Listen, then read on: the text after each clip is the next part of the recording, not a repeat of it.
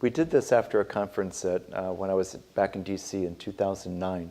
We held a conference and then we kind of replayed it with Business Fights Poverty.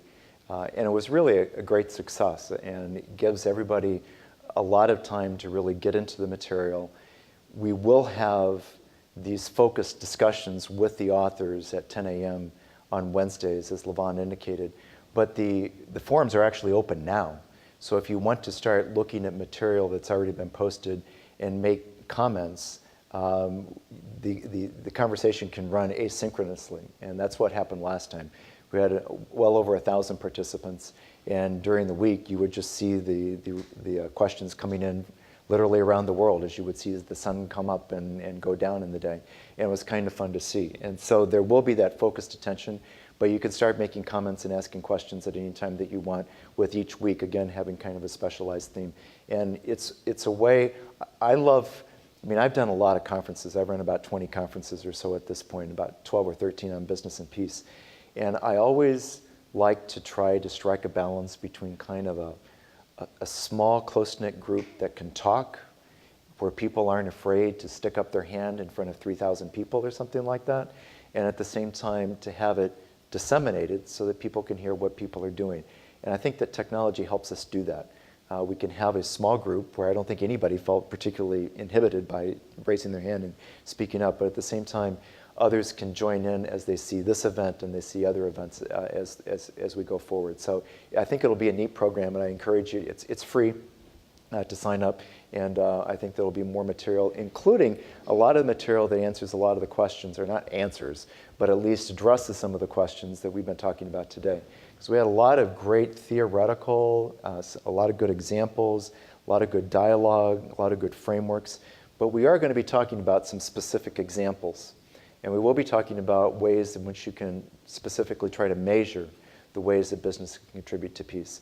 And what I'd like to do here, I have two things that I want to do here in this wrap-up. One, I want to tell you a few stories just to kind of whet your appetite of the practical examples that I know that people have been raising of, well, are there any case studies out there that show, or sources out there where you can see where businesses actually might impact peace? And then I'd like to open it up for you a little bit to ask, what do you think Indiana universities should be doing on this topic in the future? I'd like to hear your feedback and thoughts on that. So let me start very personally. I mean, Dev told a story about his dad. I'll tell you another story that about at least 25 years ago, when Albania was still a communist country.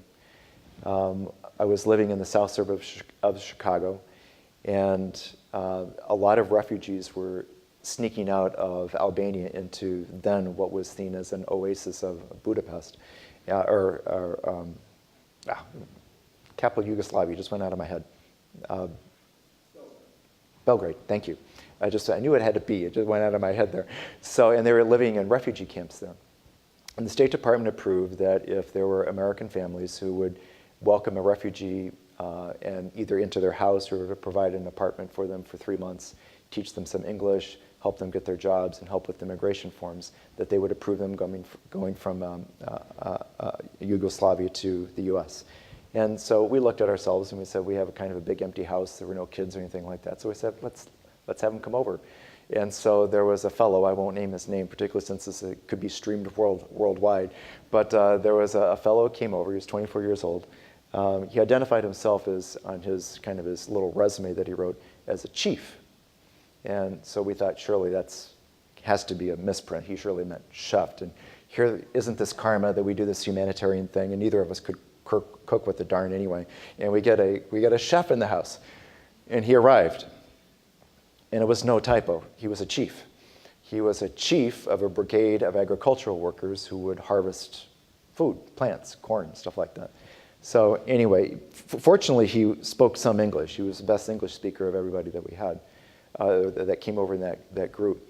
But we found out quickly, and I learned this from independent research, that any practicing of religion in Albania at the time was punishable by death.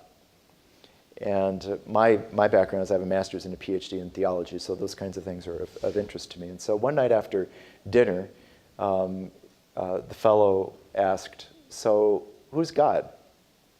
So I'm rolling up my sleeves thinking, okay, we're having a long conversation here, getting into this theological issue.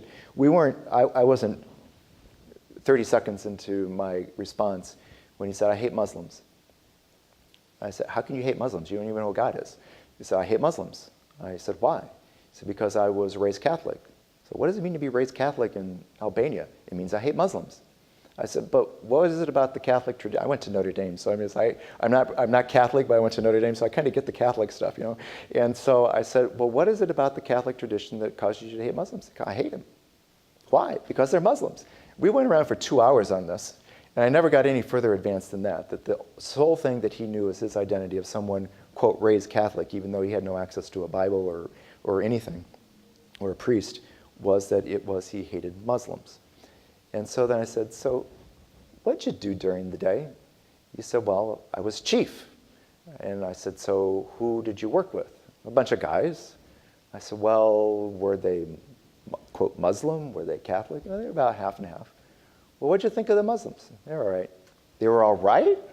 What do you mean they were all right? I thought you hated them. Well, you know, they could have worked harder, but they're all right. And that was kind of the first time I thought, here in the workplace, you have two groups of people that would otherwise hate each other, and they were able to say they were all right. Futureways in Northern Ireland during the Troubles set up an organization where they hired intentionally half Protestant, half Catholics to get them to work together. It was the first time that they had worked with somebody of the other side. And so they had the first experience of actually working cooperatively with that other side.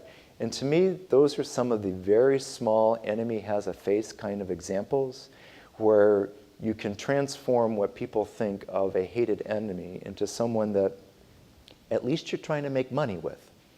And there's something positive to be said about that. Now, there actually are some pretty interesting case examples out there.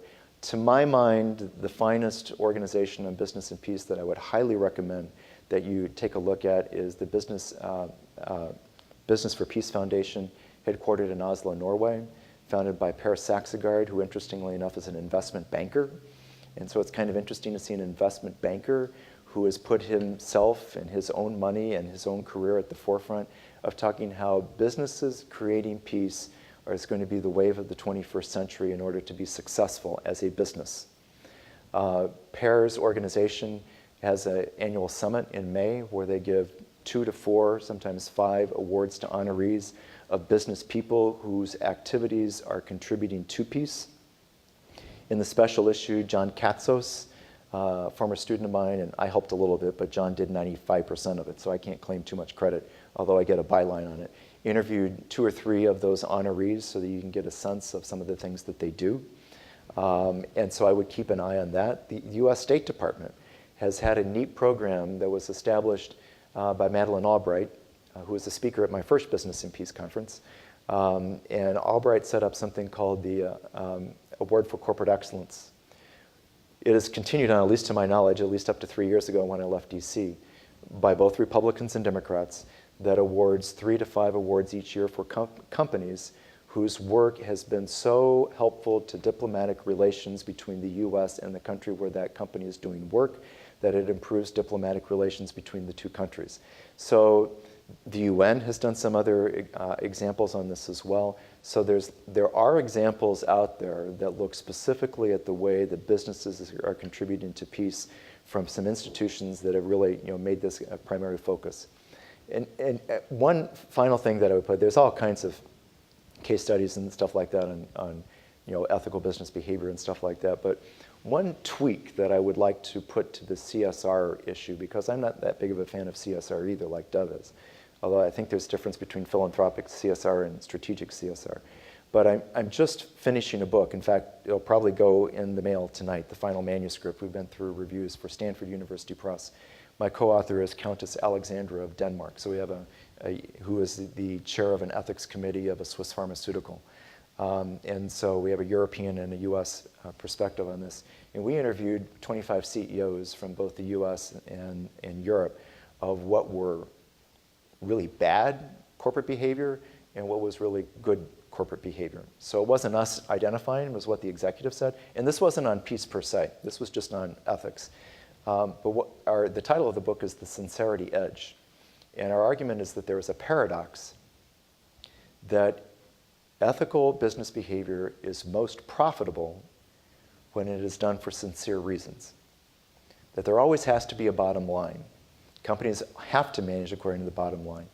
But people will give it more credence when they really think that you really believe what you're doing, as opposed to being purely instrumental. Now, there has to be an instrumental part, but there's more value when you have a sincere part. And my experience is that if you can get people talking about that you mean that my work might have a difference in actually promoting peace, which they've never thought of, particularly in the C-suite, that it really can deliver a degree of sincerity that they otherwise might not have had. That's my own perspective on it, but I think that there is something there. So you can keep an eye on that book, although it won't be out for about another year or so.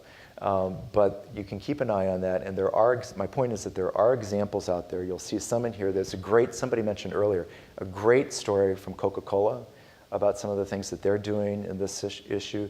There's another one about ABM AMRO in Brazil, about some of the things that they do. So there are case studies and examples that are out there.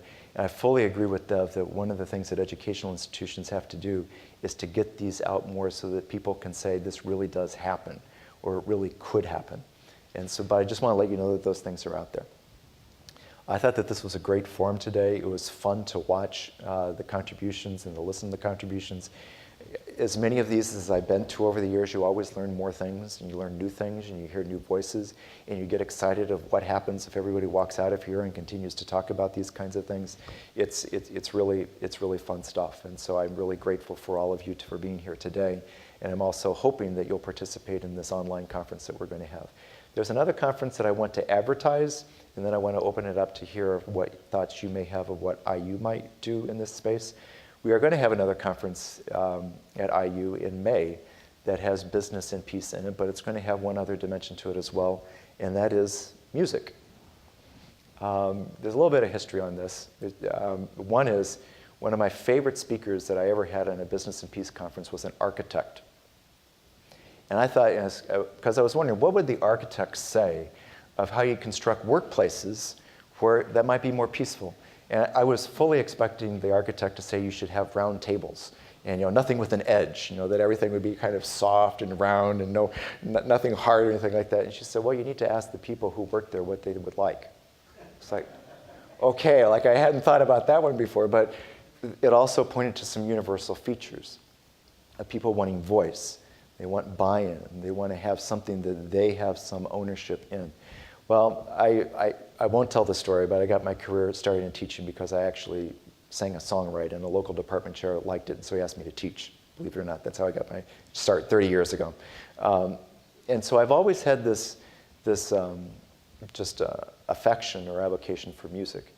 But when I came here 3 years ago, and I literally was waiting for my kids' piano lessons to end, I'm sitting here on the campus of arguably the greatest school of music in the world, with the Jacobs School of Music. And I thought, I wonder if you could use music to help ethical cultures by providing kind of an aesthetic that puts people almost in the mood to make better decisions. And I started to talk to people, started to take courses over at the Jacobs School. And in order to take some of those courses, I had to talk to the person who runs their general studies program. His name's Connie Glenn, who teaches a course on the music of war and peace. Well, we were off to the races from there. And so we're going to be having a conference and a concert on music, business, and peace here on the IU campus on May 12th through the 14th. And so if you want to mark that in the calendars, I think it'll be very exploratory. There's a strong history of music and peace studies and events and things like that. As you know now, we have a strong group on business and peace. And so we're just going to mix them all up and kind of see what happens. And I think it'll be a fascinating event as well. So if any of you who are from out of town want to come back, we'll be here. For those of you who are around, mark your calendar for May 12th through the 14th for music, business, and peace. With that, any thoughts or comments, having sat in here through the day, of things that you think that we should be doing here at IU and in particularly the Kelley School of Business in order to foster this conversation on business and peace? Yes, sir. It's a historical perspective that really, I that is that there was like 135 years of religious civil war in Europe between the Protestants and Catholics. And with bullets, arrows and spears and pruning hooks, they were only able to kill up to a third of the population. And finally, was I'm going to say, theorize, it was the business people that came in and said, this is all really bad for business and we need to put a stop to it. We're paying for it. We want to put a stop to it. They came up with the Truce of Westphalia, which then began to create the nation states of Europe. And so it could be said that with the conflicts in the world today, business is now in an even more powerful position to do the same thing. I think the business is the most dynamic sector in the world, and so I think that there is a great deal that business can do in order to facilitate that, not to the exclusion of the other sectors. I mean, I think it has to be a conversation with all the sectors, but I do think that there is a strong thing that business can do. David? Just an observation. About 10 days ago, I attended a concert. I really like music of stringed instruments, and there was a concert of an amazing stringed instrument player, Persian, Iranian, Sufi music. And I don't know if that's going to be part of your program, but I'd suggest you think about adding some of that kind of aspect of music that has inner spiritual meaning that to introduce to others. The other thing about that concert, it attracted Iranians from all over the Southeast. There were almost the entire Memorial Hall at University of North Carolina was filled with these families who were getting to know each other and getting to know others from the general community, and it really brought people together to understand more about who each of us were communally. Yeah, there'll definitely be music at our event. I'm sure of that, and maybe along these lines too. Yeah. Without going in too much detail, I work in Indianapolis, and part of what I do on the side, I help mentor a Syrian family that just resettled here, and I think every time I come down here to IU, we know Vicky very well, and what strikes me is I think what IU can do, I think will make a bigger impact than what you think, is creating a channel for your students to get in touch with the refugee population. And we get questions like that all the time, because the millennials, young people, whatever you want to call them, they want to make a difference. They want to connect with these individuals. They want to learn from them. They want to learn different cultures without having to carry the burden or absorbing the cost of going overseas or traveling abroad. They have those cultures here now in Indianapolis. So I think that's a big opportunity for your students in a big growth area. And, Okay. Yeah. Okay. Great. John? Or where's the close mic? John, and then I think there's one back over there too. No. Thank you. This has been a terrific conference, and so I just really want to thank you for the opportunity to be here and be with you. Because I think we took the top off of a lot of really significant issues. Yeah, agree. One of the issues that I would recommend strongly that you might think more about creating a focus on, we talk about corruption as a factor in conflict, which it certainly is. But it's very difficult to simply say, let's fight corruption. Right. Instead, there's been the beginnings. It's only been the beginnings, and I think you could put a lot more emphasis on it. The idea of creating institutions of integrity, building the positive side of this, because that can be measured, it can be discussed, it can be shown to how that's going to benefit the bottom line of a corporation. So I just recommend that as a topic to think about digging into with the considerable resources that you've got here. It can be branded. Yes, it can be branded. It's a great idea. Lots of good ideas here. Yes, ma'am. Hi, my name is Caroline, and I'm an undergraduate here at Kelly. And I think that that was a great segue into what I was going to say, which is there's room for so many undergraduates to be involved in this. Actually, my entire path through business school was changed because you came and spoke at my Business for Peace in South Africa class.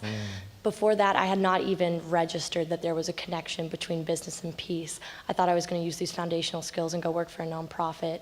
So there are these connections that I don't think a lot of undergraduates understand exist yet. And this entire section over here has been filled with them all day. They just keep coming in and out and going to classes. So I think that's a great way that IU could grow and include a lot more of the student population who doesn't yet know they're interested in this. Great. Thank you. That's great.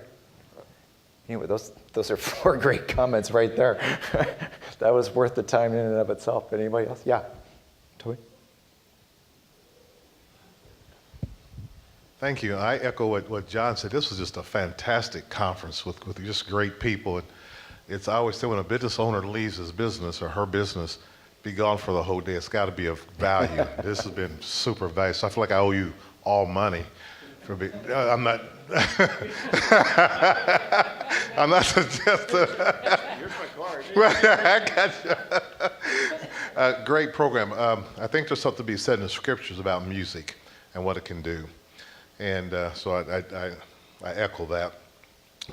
One thing that I think the great thing business people and IU could work more collaborative effort. I think Levon and the great team down here and yourself, you're already doing it, is that you're bringing light to a subject where there's been a lot of darkness, particularly amid the last 3 or 4 years of geopolitical unrest around the world. And business does play an important role in some of the things we do that we can't talk about in fear of certain things we just can't do. And right. I follow, Dr. Devan said, I follow the King's Global Institute every day. Ambassador, God, I've so many things in my mind here. Let me just, Zelig from, used to be as USTR, came over to the World Bank. And IU, I think what you can do is with particularly the young millennials in the room here and the immigrants, is open up a dialogue to partner more with the business community like you're doing. Your reach out, you're doing it more and more and more. It's the first time it's being done. I think the Institute is the best. IU Institute here, Kelly, is probably the best platform that I can think of, to do so. I'm getting ready to be part of the business piece with the UN out of New York, Oslo. But I think if you think more in terms of some real practical business applications like you're doing and continue to do that, you get these young people, this has been the greatest thing for me right here to be around them, that I think you'll make an impact. I make no mistake about I'm a capitalist, and the fundamental purpose of business is to make a profit. I don't apologize, for that, and I appreciate your comments on what we have to do on that. But if you will continue to look at that, and one of the things that Dr. Vince said also, all of you, some of the great things, some of the mega trends. I think the one particularly that Kelly, the evolution of the new economy. We're talking about that in business, because what's happening is that we're talking about business and peace. And as former Congressman Lee Hamilton said, we have to talk, open channels, right? But AI is beginning to reemerge itself again, artificial intelligence. Kind of petered out in 2000, now it's trying to make a comeback. The workforces are getting shorter. We're losing more and more people around the world. We're not making many people. But someone said earlier, too, about the population of the young people. Again, I thought where you can do a great impact. You have a university full of just magnificent young people, like this young lady over here that's just hungry and thirsty. And these people right here got something to add to listen to them, do a needs analysis and listen to the young people and see what they have to say. Okay, very good. Thank you. Yeah, I'd want to add real quick. I kind of came from a specific vantage point today, like the other undergraduate student over here. I am already committed to working in the federal government. I have to. They're paying the rest of my way through college. I've already done a State Department internship. So yeah, I'm okay with that, and whether it's commerce, treasury, something with economics. But now I'm a bit more, not necessarily, well, maybe yes, optimistic, but the better word is recommitted. What I'm walking out of this conference today is I'm more recommitted to finding people in business that have committed their lives to the private sector, towards being unapologetic capitalists, and getting those people who are interested and hopeful actually about making a difference, even if it's just with charitable giving. They just haven't heard yet about peace in business. How, why is it that people in Crimea can't order stuff off Amazon? Well, there's sanctions and laws and reasons that we're dealing with that right now, and whether it's affecting people on the ground or decision makers in the Kremlin. And I think after spending too much time in Belarus, I was a little bit cynical about the willingness of the private sector to actually get involved in peaceful solutions, even if they're not always painless ones. But I'm definitely walking out of here with a new perspective. So thank you to everyone who participated. Great. I just wanted to add to what Toby said. How do we get more people who are unapologetic capitalists to venture into these kind of both academic and practical, as Toby was saying? How does IU do that? And I don't know what the answer to that is, but it has to be engaging. I think, I've already drank the Kool-Aid, but I still enjoyed this conversation. It always opens something new. But how do we speak to several of our speakers' intentions to get more people from the C-suite all the way down to entry level and be thinking about business and peace with not so much of a difference with the use of the word and. Business is peace, and engage those. So I don't know what the answer to that is, but that would be something that would be engaging for a lot of disciplines. All right, very good. Well, that gives us something to work on, so I think that's great. So again, one more recognition round of applause for Lavon. And is she around here still? But I mean, she and her staff. Yeah, why don't you get her? Because I was laughing to her that usually at conferences that I'm running, I'm trying to get everybody herded back in here and doing all that. All I had to do was walk up here today, which was really cool. I was able to enjoy it and actually listen to everybody and think about it as opposed to all the logistical stuff. So is she coming back in? Yes. There she is.